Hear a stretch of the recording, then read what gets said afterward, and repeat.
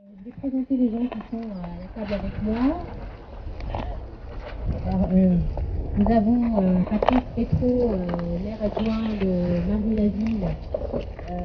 Alors Marly-la-Ville, vous savez que l'EHPAD était menacé, une EHPAD publique, mais je vais lui passer la parole, il va pouvoir après vous expliquer le devenir, le maintien de cet établissement sur le territoire. Nous avons Mohamed Farid, le secrétaire général de la CGT de l'hôpital de Gonesse. Nous avons Henri Kuckerman, président du collectif de défense du soin des établissements publics de l'Est du Val d'Oise. Nous avons à mes côtés Rosemée Rousseau, la secrétaire générale de l'assistance publique APHP de la CGT, nous sortons d'un congrès, je tiens à le dire, qui a été réélu, donc je tiens à ce qu'on l'applaudisse. Bravo, c'est pas une mince affaire, mais bon, c'est une combattante et nous sommes contents qu'elle son mandat soit reconduit. Nous avons également Jean-Michel Ruiz, qui est avec nous depuis le début, conseiller régional d'Île-de-France. Et nous avons M. Pouponi, député maire de la circonscription, qui est à nos côtés et qui lutte pour que les établissements publics sur le territoire soient maintenus. Alors, je rappelle un petit peu l'historique. Mai 2015, Martin Hirsch est venu annoncer la fermeture de notre établissement. 472 lits de personnes âgées, des unités spécialisées. Nous avions sur un bâtiment du long séjour et de l'EHPAD, et des unités spécialisées, unités de soins palliatifs, j'en passe. C'était un hôpital qui fonctionnait. Alors Martin Hirsch annonce la fermeture de cet établissement en prétextant que nous sommes éloignés de Paris et que nous étions vétustes et pas en conformité. La conformité tripartite qui oblige les établissements à être dans quelque chose de plus humain, avec des chambres à un lit. Et voilà. Donc on ferme cet établissement, du jamais vu, en 2 ans de temps. L'APHP a mis les bouchées doubles pour fermer cet établissement. À ce jour, nous sommes une EHPAD, 188 lits qui va être ouvert jusqu'en 2019.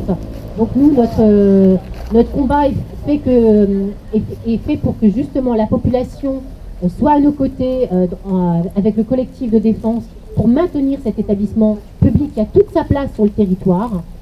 Puisqu'on répond aux besoins du territoire et on voit qu'il y a un vrai manque, et on pourra le voir dans le débat, puisque quand il y a des épidémies de grippe comme on a pu l'avoir, c'était des temps d'attente interminables aux urgences qui diminuent les chances pour les patients qui arrivent vers les urgences. Donc voilà, la PHP décide de fermer cet établissement. Ce qui est ubuesque par rapport à ce qu'ils mettent en place, c'est qu'ils nous disent que cet établissement n'est plus conforme. N'est plus conforme puisque nous sommes dans des chambres à 3 lits. Il faut savoir ce qui se passe actuellement, c'est que le bâtiment Boréal, qui est tout au fond de l'hôpital, est en train de fermer puisque nous sommes en cours de déménagement. Les patients vont arriver vers l'autre bâtiment qui est plus récent, et au lieu d'être sur du rez-de-chaussée, premier étage, puisque je rappelle qu'on est dans une EHPAD et qu'il y a des grands jardins, nous sommes un établissement où il y a 8 hectares de terrain, et que voilà, l'EHPAD c'est aussi un lieu de vie. Les patients sont déménagés au premier étage et au 2e étage. Et ce qui est encore plus ubuesque, c'est que nous nous retrouvons avec des chambres à 3 lits.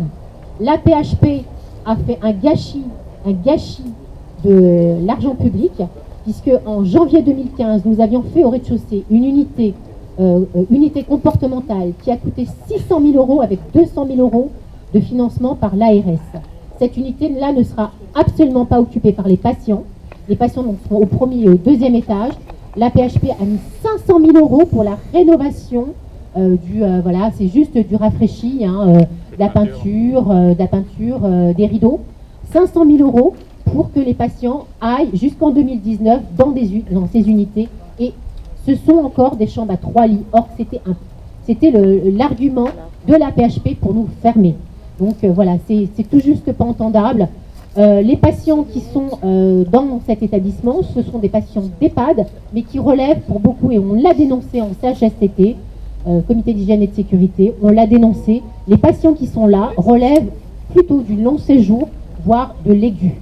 Donc nous étions 760 personnels, La PHP a annoncé que nous serions au mois de septembre, nous étions 400 et qu'au 1er janvier, nous serions que 203 personnels. Alors on va aller vers 203 personnels, parce ce qu'il faut savoir, c'est qu'il y a des gens qui sont en formation, qui sont en dispo, et on a à peu près 300, à peu près sur l'établissement, un petit peu plus de 300 sur l'établissement. Donc voilà, les personnels qui ne sont pas retenus sont extrêmement mal, parce qu'ils doivent aller dans les cellules de mobilité pour choisir une nouvelle affectation. Le personnel est extrêmement mal. Quand vous voyez que sur l'établissement, il y a une diminution de personnel avec des disparitions de fiches de poste. Ce qui veut dire que les personnels qui restent là sont multitâches. Il n'y a plus de secrétaire hospitalière, il n'y aura plus de lingère. Il y a plein de postes qui disparaissent. Vous voyez, on a un parc de 8 hectares. Nous avions 3 jardiniers, on n'a plus de jardiniers. Et ça, c'est pas entendable. C'est pas entendable puisque c'est un lieu de vie. C'est pas possible. Donc, avant l'hôpital d'Adélaïde-Hauteval, nous étions l'aval de Gonesse, 50% et 50% Bichat-Beaujon. À ce jour, cet aval est inversé, puisque c'est en cas d'urgence, puisque nous avons beaucoup moins de médecins sur l'établissement, parce qu'à ce jour, il ne reste que 3 médecins. En cas d'urgence, les soignants doivent appeler le 15, appeler SOS médecins, pour transférer les patients vers l'hôpital de Gonesse. Et ce n'est absolument pas entendable. Je vous remercie. Je vais passer la parole à Rosemary Rousseau. Alors, merci à tous ceux qui sont là, camarades de la PHP d'être présents, parce que ce projet qui est en train de démantèlement de l'hôpital Adélaïde-Hauteval, anciennement Charles Guichet, c'est exactement la stratégie qui sera appliquée sur l'ensemble de la PHP. Donc vous qui êtes là aujourd'hui, vous ne soutenez pas seulement cet hôpital, mais l'avenir même de la PHP. Et on n'a pas le choix, il faut qu'on continue à se battre. Aujourd'hui, nous avons une possible fenêtre de tir dans le contexte politique dans lequel on est. Nous avons des candidats qui se répandent en déclarations diverses et variées. Je pense qu'il faut les interpeller pour que la question de la santé, premièrement, soit une priorité nationale, mais surtout la prise en charge de tous les établissements, et notamment celui de Villiers-le-Bel, dans la mesure où il est dans un bassin de vie qui est celui qu'on connaît, sur lequel on a déjà beaucoup débattu, et dont les besoins sont, jusqu'à maintenant, cet hôpital est un hôpital à la fois de recours, mais qui couvrait les besoins dans une offre de soins cohérente, de prise en charge de la personne âgée dans toutes ses dimensions. Aujourd'hui, elle est réduite à proportion congrue parce que il y a d'autres choix qui sont faits, politiques, et on le voit dans le choix qui est fait aujourd'hui dans la loi Touraine, avec la mise en place des groupements hospitaliers de territoire depuis juillet dernier, qui sont faits dans une opacité totale et sans aucune démocratie sanitaire. Il faut que les élus, les usagers, parce que sans les usagers, on ne pourra pas aboutir, se fassent entendre, parce que la logique aujourd'hui de regroupement avec l'hôpital avec Saint-Denis, on ne comprend pas, et puis on ne comprend pas la logique. Il n'y a aucune démocratie. La plupart des GHT ont été conduits sans projet médical partagé, et c'est certainement pas celui d'Adélaïde-Hauteval qui a été partagé avec quiconque, puisque Martine vient de dire, on les fait partir, les médecins, pour pouvoir démanteler plus vite, on coupe, on étrangle à la base, à la fois les ressources budgétaires, mais on fait pression sur les personnels, et nous sommes évidemment des résistants, et nous continuerons à résister, parce qu'il faut exiger que la prise en charge des personnes âgées soit une priorité de prise en charge publique. Parce que ce qui est priorisé aujourd'hui, ce sont des EHPAD, ce sont des structures qui ne correspondent pas aux besoins des personnes qui sont d'ailleurs, parce que les résidents qui sont dans ces EHPAD, pour la plupart, relèvent du médical. Et qu'est-ce qui se passe? C'est qu'en général, dès qu'ils sont hospitalisés, il faut voir ce que ça coûte aux familles, quand ils ont un problème, c'est retour à l'envoyeur via les urgences de l'hôpital ou l'hôpital public. On ne peut pas traiter nos personnes âgées, nos aînés de cette manière, avec cette légèreté et sous le couvert unique d'une politique avec des objectifs uniquement comptables. Plus ça va, plus il faut qu'on fasse remonter les responsabilités de la ministre de la Santé. Pour moi, d'ailleurs, la CGT a déjà porté une plainte pour mise en danger de la population. Les sages-femmes, certaines sages-femmes d'une région ont également porté plainte. C'est une catastrophe sanitaire et sociale. C'est une catastrophe qui est mise en place par cette ministre, qui ne répond pas et qui ne reçoit personne. Et donc, moi, je pense que c'est l'occasion, dans le contexte dans lequel on est, on est en train de préparer quand même les contours de la future de la France, hein, avec ces élections. Et c'est le moment, je pense, de peser, d'exiger toujours plus nombreux sur les choix qui sont faits aujourd'hui. Demander la réouverture des 100 000 lits qui ont été fermés à la PHP, en tout cas des lits d'hôpitaux publics, alors que Mme Touraine s'apprête à en fermer d'autres et qu'un certain candidat promet d'en fermer encore plus et de supprimer des fonctionnaires. Je rappelle quand même que le service public, c'est la protection des usagers. On l'a prouvé lors des catastrophes sanglantes qui ont eu lieu, les tragédies des attentats, mais pas seulement. Lorsqu'il y a eu des catastrophes sanitaires, on a vu dernièrement pendant l'hiver que l'hôpital public n'était plus en mesure de répondre, faute de moyens, à la santé de la population, et on continue à considérer qu'il faut encore enlever des moyens. On a eu des morts quand même pour une épidémie de grippe. Et dernièrement, en discutant avec des collègues puéricultrices, j'ai découvert que nous n'étions plus en mesure de garantir la vaccination BCG en France. Parce que nous sommes en rupture de stock. Pourquoi? Parce que les industries pharmaceutiques estiment que le BCG n'est pas assez rentable. Donc on ne le fabrique plus en France. Et on n'est plus couvert. Et il faut rappeler que la tuberculose, c'est quand même une pathologie qui invalide aussi bien les aînés que la petite enfance et que n'importe qui. On a une recrudescence de certaines pathologies et virales et autres, et que les souches qui sont importées de BCG viennent de Pologne. Donc, alors que nous avons une industrie pharmaceutique florissante qui se font des, pardonnez-moi, des pépettes en or sur le dos des concitoyens. On a des scandales de médicaments qui coûtent 1 million par patient, et on a un gouvernement qui ne bouge pas plus que ça. Donc c'est un enjeu de santé publique, mais c'est aussi un choix de société auquel je demande à tous, un chacun, et à tous ceux qui peuvent de s'élever contre cette politique. De plus en plus de voix s'élèvent, de plus en plus d'usagers se révoltent sur cette stratégie, ou en tout cas la politique qui est menée aujourd'hui. Je rappelle quand même que les virus, ils n'ont pas de choix de portefeuille, hein. Quand il y a une épidémie, elle est pour tout le monde. Et évidemment que les quartiers, elle ne connaît pas de frontières du 16e ou bien dans les quartiers, parce que ça se communique.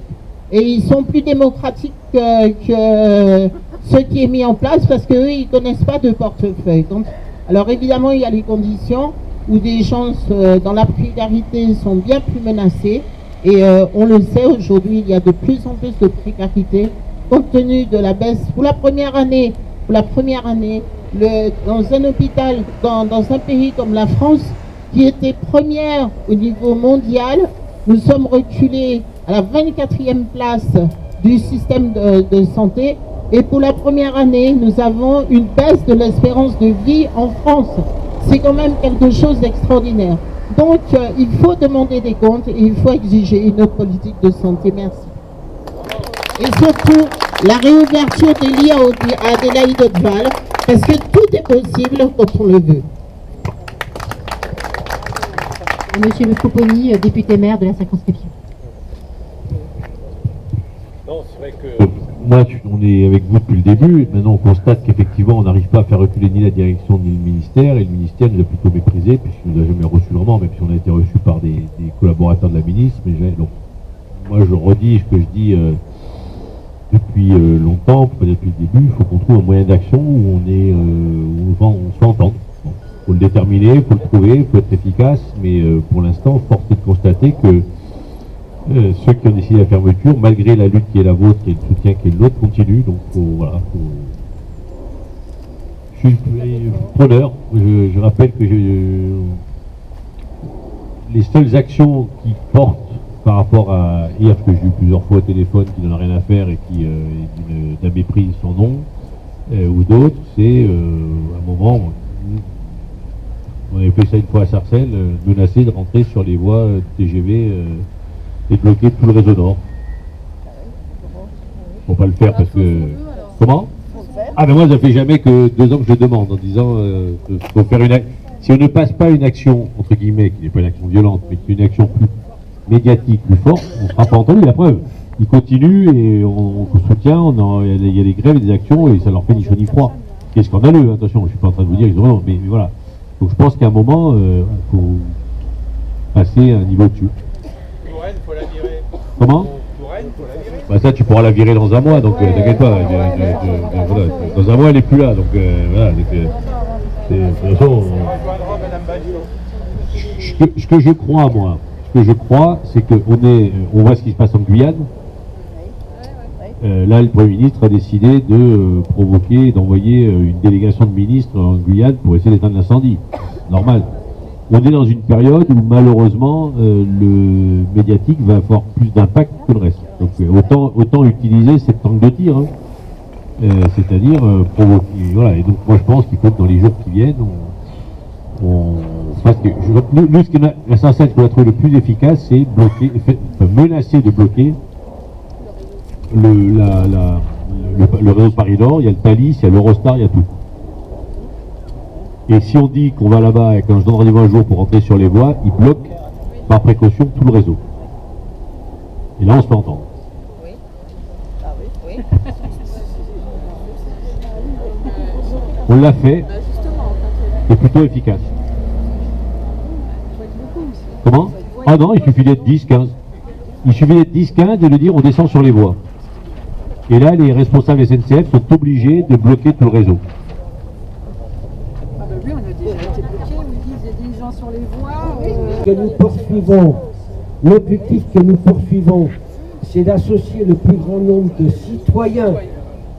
citoyens à l'action qu'il faut mener pour défendre l'hospitalisation publique.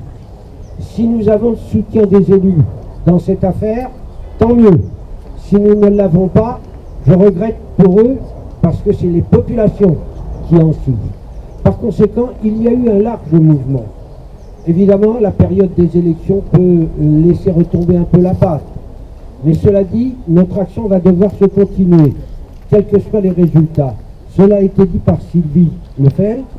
Il faut que l'on considère qu'il n'y a jamais rien de perdu définitivement.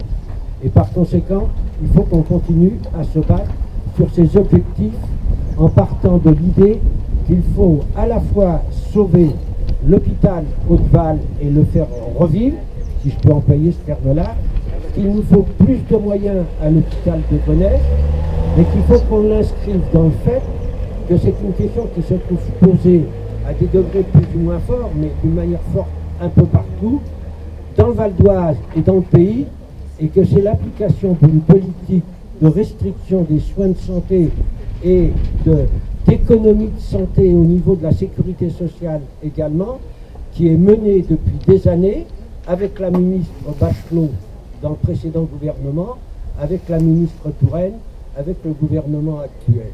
Il nous faut donc poursuivre notre bataille, parce qu'elle n'est pas terminée, il faut qu'on la continue, et je pense que si nous restons unis dans cette bataille pour obtenir satisfaction, eh bien, tôt ou tard, nous aurons satisfaction.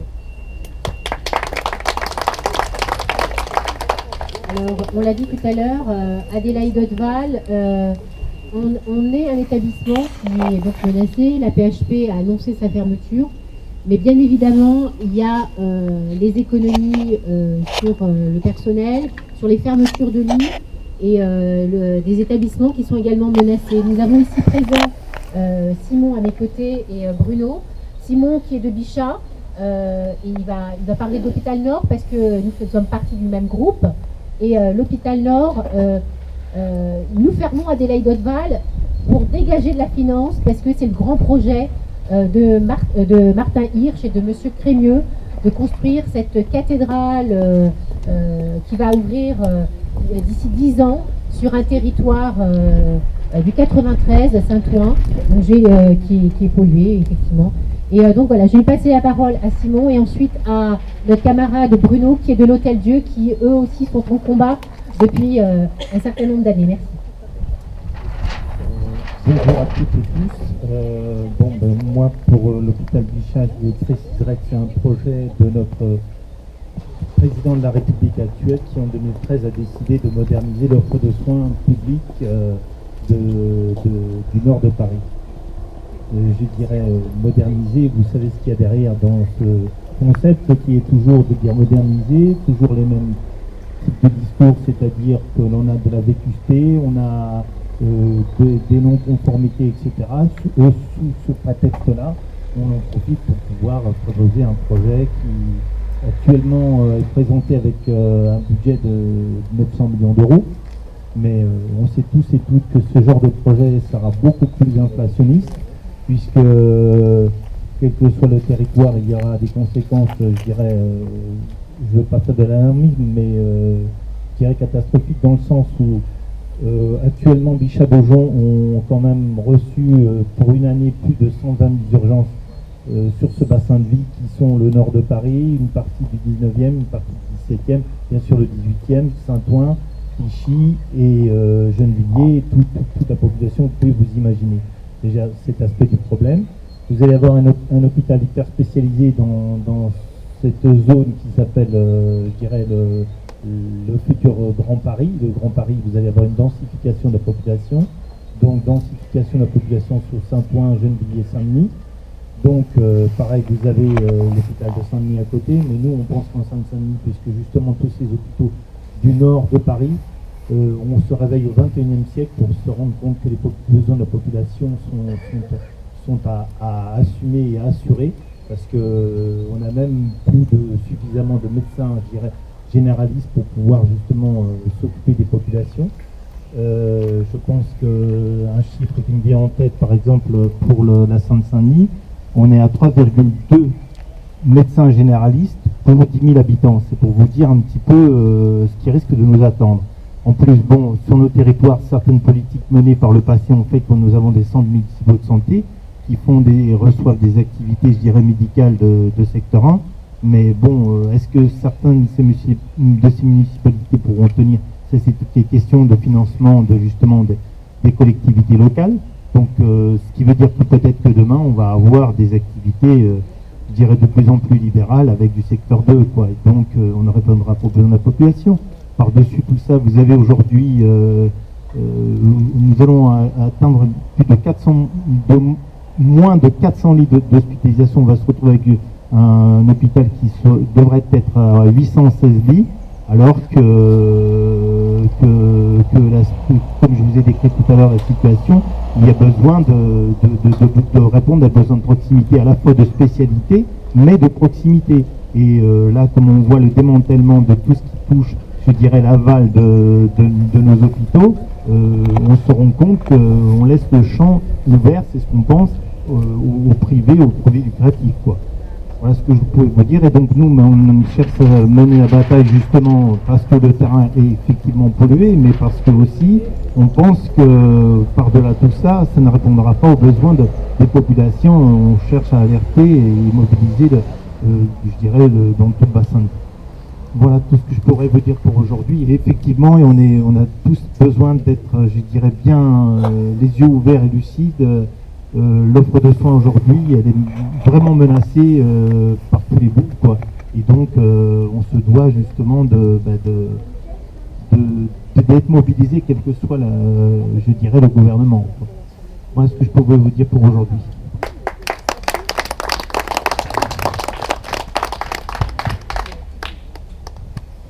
Bonjour à tout le monde, je suis Bruno de l'Hôtel Dieu, CGT.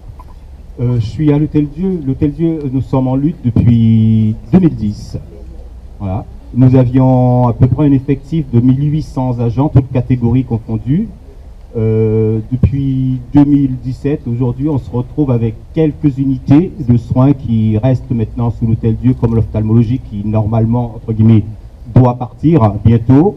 Le plateau technique, les urgences, les labos, pas grande unité. Bon, on serait maintenant avec un effectif de 560 agents.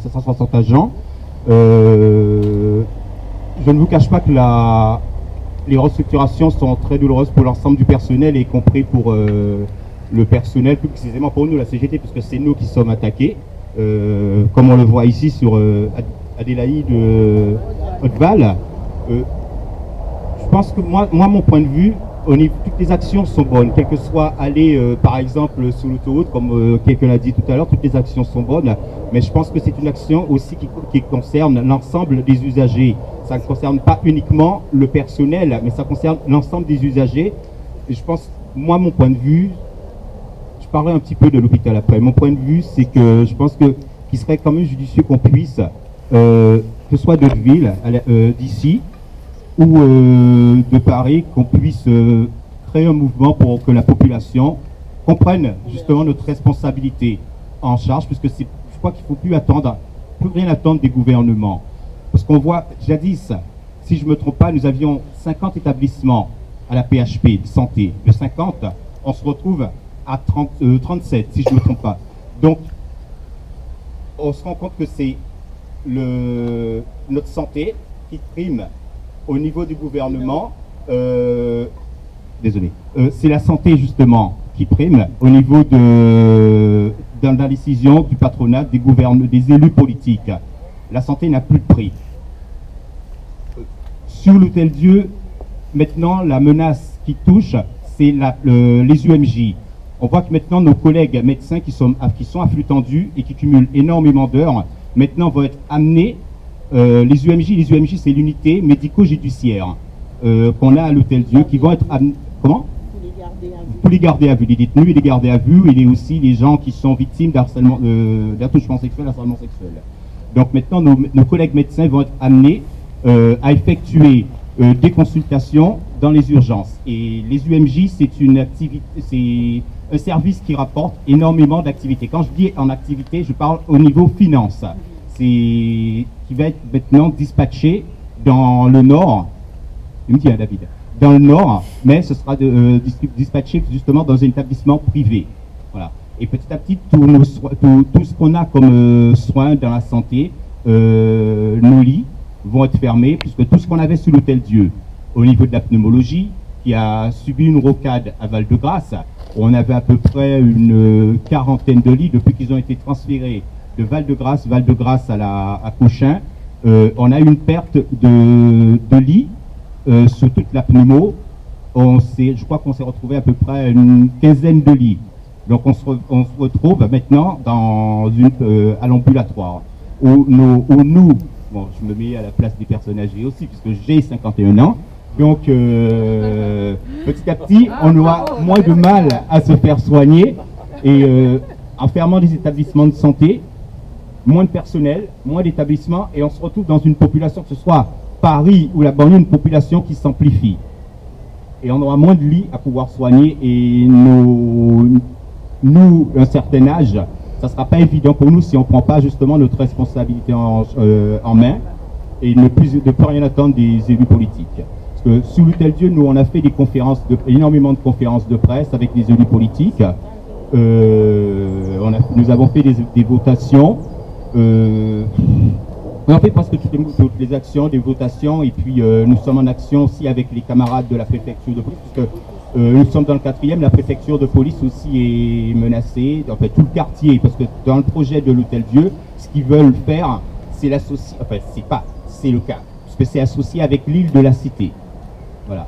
l'île de la Cité, qui est un projet qui a un coût aussi pas plus faramineux, justement. Donc ils ont associé le projet de l'île de l'Hôtel-Dieu avec l'île de la Cité, où toute la partie justement qui devait revenir aux soins, parce que tout à l'heure, je crois que c'est vous qui parliez justement, à savoir si ce sont nos locaux qui veulent vendre ou quoi. On a l'exemple tangible et palpable de l'Hôtel-Dieu. L'Hôtel-Dieu, justement, qui est situé dans le 4e, que tout le monde connaît. Il y a le secteur B, qui est l'aile B, l'aile B, c'est l'aile où il y a moins de travaux à effectuer. L'aile B, justement, a été mis en valorisation, qui a, je ne sais pas combien de mètres carrés, on va dire à peu près 50 mètres carrés, qui est mis en valorisation, justement, avec Madame Hidalgo, sans vouloir citer son nom, mais qui relève, c'est un projet, justement, qu'on a appris au CHSCT du 9 janvier. C'est une décision, ça a été dit par le président du CHSCT, dont je suis secrétaire du CHS, et le président qui disait que la décision, justement, de mettre l'Hôtel-Dieu, l'aile B, en valorisation, et qui sera donnée à des tierces personnes, mais on ne sait pas qui, on ne sait pas le nombre de personnes et combien de locaux qui vont, justement, qui seront pris sous l'Hôtel-Dieu. Donc il y aura une valorisation sous toute l'aile B, qui est une grande partie, une grande superficie qui donne face à la cathédrale de Notre-Dame et aussi aux soins. Donc c'est un service déjà, c'est un secteur où il y aura moins de travaux qui sera mis en valorisation. Et il y aura des commerces et tout ce qui concerne justement le secteur de soins, très minime. Voilà. Et petit à petit on se rend compte que, c'est pas qu'on se rend compte, depuis 2010, quand ils nous disaient comme pour ici, Charles Richard Adélaïde de Haute-Val, qu'il fallait fermer l'Hôtel-Dieu sous prétexte que l'Hôtel-Dieu était vétuste et amianté et dangereux pour les patients. Et on se rend compte maintenant, tout est son contraire. C'est qu'on vide l'Hôtel-Dieu en supputant qu'il y avait de la vastuité, en supputant qu'il y avait de l'amiante, sans parler dans les instances statutaires, par exemple le CHSCT, où on doit parler en amont déjà de budget travaux. Donc, il n'y a jamais eu de débat au budget travaux à l'Hôtel-Dieu. Par contre, ça ne dérange pas de vouloir fermer la psychiatrie de Cochin pour la transférer à l'Hôtel-Dieu en rocade par rapport à l'ophtalmologie, parce qu'ils n'ont pas fini le bâtiment. Donc, nos collègues, quelle que soit la catégorie, et les patients n'iront pas dans le bâtiment neuf, parce qu'ils iront en rocade dans d'autres bâtiments. C'est pourquoi ils transfèrent la psychiatrie de l'hôtel de Cochin à l'Hôtel-Dieu. Par contre, ça ne dérange pas. Là, il n'y a pas de vastuité, il n'y a pas d'amiante. Voilà. Donc, c'est un petit peu... Nous avons déjà commencé à faire des communiqués de presse de façon à démontrer la stratégie politique, la stratégie aussi contradictoire de la politique, de Madame Touraine et de la CME.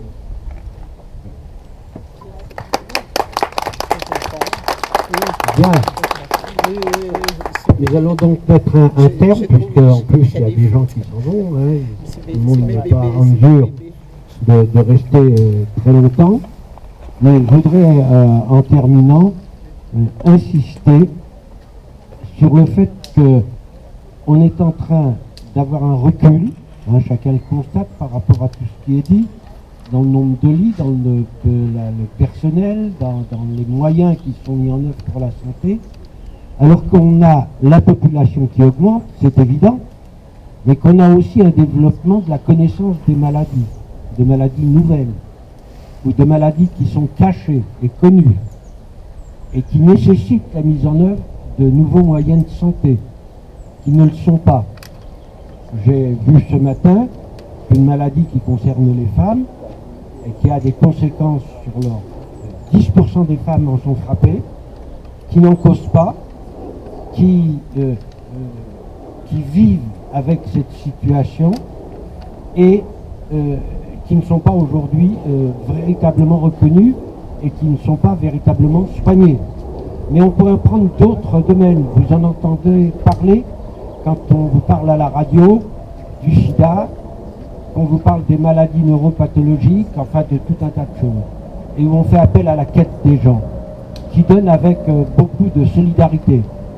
Mais on sait très bien que les problèmes de santé ne sont pas un problème de solidarité seulement, mais surtout un problème national sur lequel il faut qu'il y ait des décisions qui soient prises nationalement par l'État avec des moyens qui correspondent à l'état de la santé dans notre pays. Voilà, je voulais dire ces choses-là parce que notre combat, c'est pas un combat limité à l'hôpital Hauteval. Il entre dans un cadre plus général, dans un cadre plus global. Et que, oui, il a été indiqué qu'il faudrait peut-être que les personnes, que les citoyens de Paris, des banlieues se réunissent pour agir. C'est ce qu'on essaye de faire avec notre collectif. Je le répète, on a eu, la personne elle est partie, mais on a eu 11 à 12 000 signatures sur la défense de l'hôpital ici, ce qui n'est pas trop mal, je pense. Il y a eu près de 4000 personnes, plus de 4000 personnes qui ont signé en adhérant au collectif que nous avons.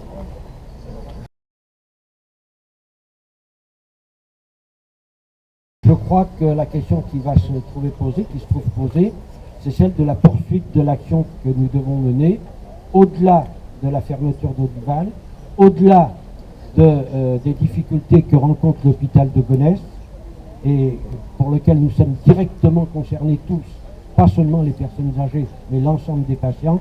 Alors je crois qu'il faut qu'on continue à se battre. Voilà.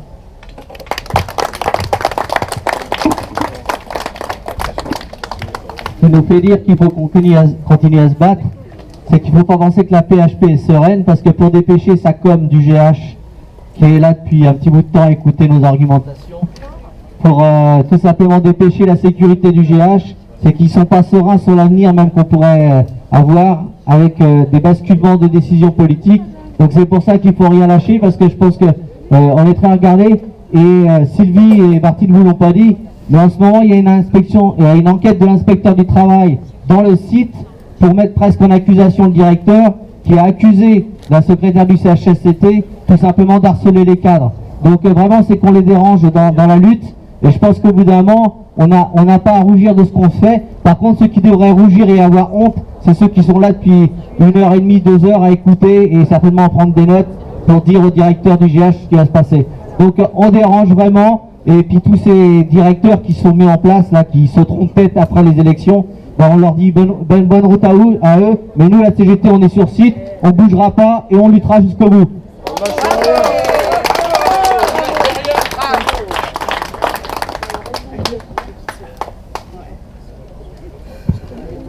J'ai oublié de dire, juste au moment où on est en train de faire cette conférence de presse, la direction a organisé une réunion de service sur tout un étage, tout en sachant qu'on faisait une conférence de presse. Donc il y avait du personnel qui voulait venir ce matin quand on est passé, et qui était extrêmement mal de savoir qu'il y avait cette conférence de presse, parce qu'ils avaient beaucoup de choses à dire. Parce que la souffrance qu'ils ont au quotidien, depuis l'annonce de la fermeture, la transformation de l'hôpital et les disparitions de fiches de poste, c'est du personnel, comme je l'ai dit tout à l'heure, polyvalent à outrance et qui n'en peut plus, qui ont des conditions de travail hyper dégradées. Alors, ils sont touchés par la fermeture de l'établissement, mais ils ont la double peine, puisqu'ils ont aussi la réforme de l'OTT, un coup du matin, un coup d'après-midi, et avec des fiches de poste qui disparaissent. Et vraiment, ils sont tous très très mal. Il y avait 2 personnes ce matin qui voulaient témoigner. Et il y avait une femme qui s'occupe du ménage au bio-nettoyage le week-end, et qui m'expliquait que le week-end, il n'y avait pas de médecin, et que elle, quand elle faisait le ménage, pendant que les 2 collègues étaient en train de s'occuper des patients, elle est intervenue parce qu'il y avait des tensions entre deux patients, et c'est elle qui est intervenue. Donc voilà ce que c'est le soin au quotidien, c'est que quand vous êtes occupé dans les chambres, il n'y a plus personne qui est là pour pouvoir continuer à s'occuper des autres patients. Et ça, c'est du quotidien. Tous les jours, le week-end, et le personnel est extrêmement mal. Donc je tiens à les saluer, et saluer parce que même si les conditions de travail sont extrêmement dures, ils sont là au quotidien, et ils viennent travailler, et c'est compliqué pour eux. Merci. Donc on les dérange parce que le chiffre il est clair, c'est 203, ils voulaient obtenir au mois de janvier, ils sont encore physiquement, administrativement 390 sur site. Donc au bout d'un moment, on ne lâchera pas avec les personnels. Et les pressions hiérarchiques qu'ils font en ce moment, c'est scandaleux, alors qu'ils ont pratiquement une expertise qui leur dit qu'ils sont maltraitants. Et bien ils continuent en plantant des réunions comme ils le font en pleine conférence de presse. Mais on les lâchera pas non plus.